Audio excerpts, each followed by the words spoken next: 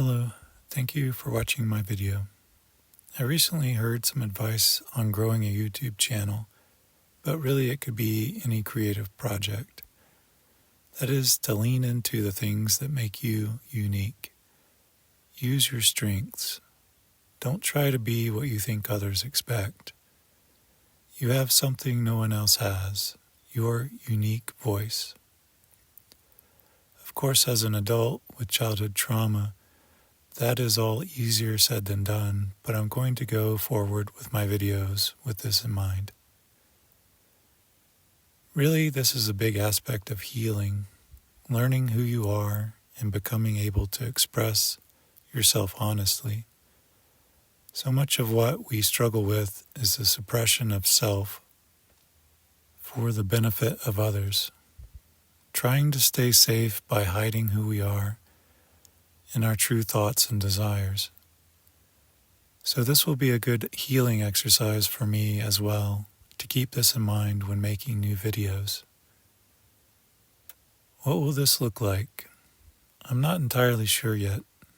I think it will involve less generic explanations of mental health related terminology, less things you can find anywhere, and more things from my personal life experience only I can offer, while staying rooted in delivering grounded explanations that hopefully make all this more accessible to people that need to understand it.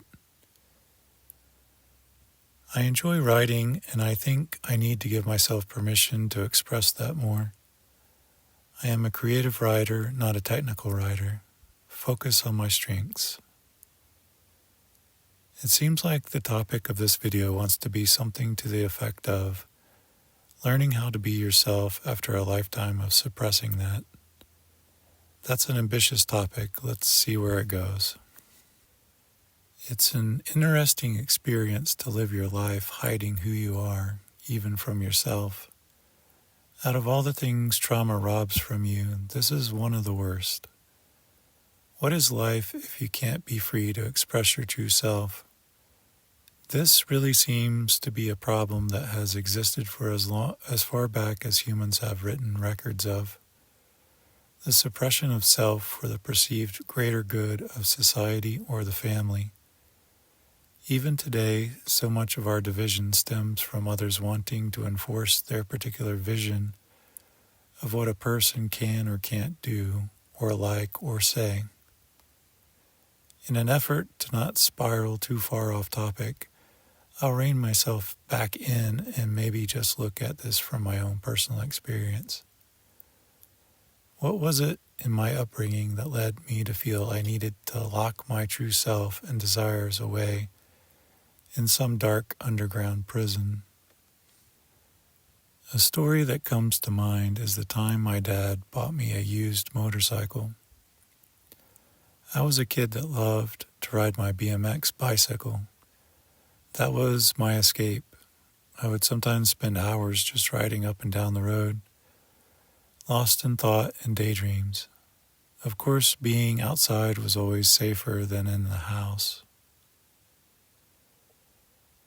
My dad and mom were separated a few years by the time he bought me a motorcycle. I was probably 7 or 8 at most.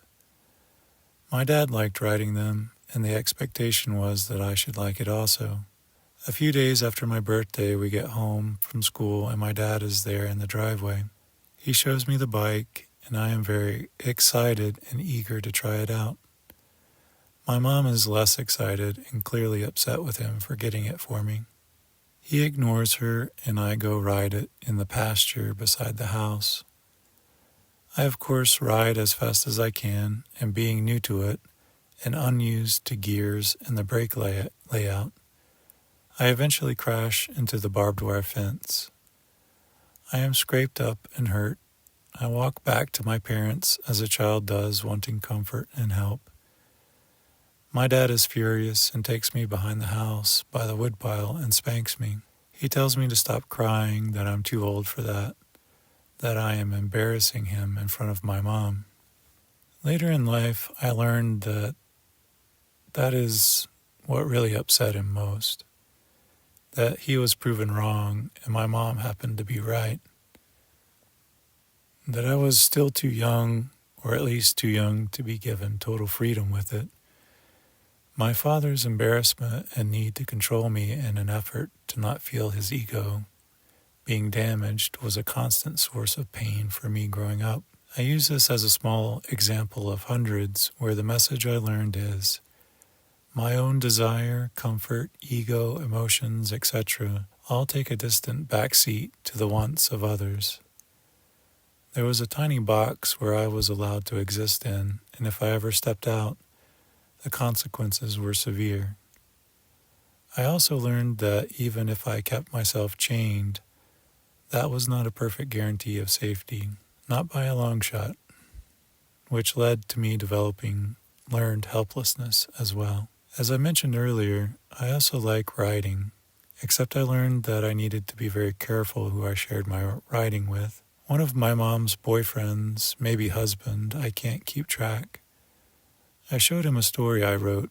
His response at the end, "It wouldn't snow that much," then laughs at me like I'm an idiot.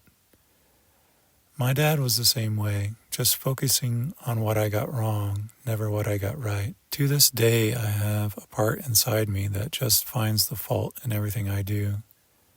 It's exhausting hearing him. A funny thing happens to kids raised like this.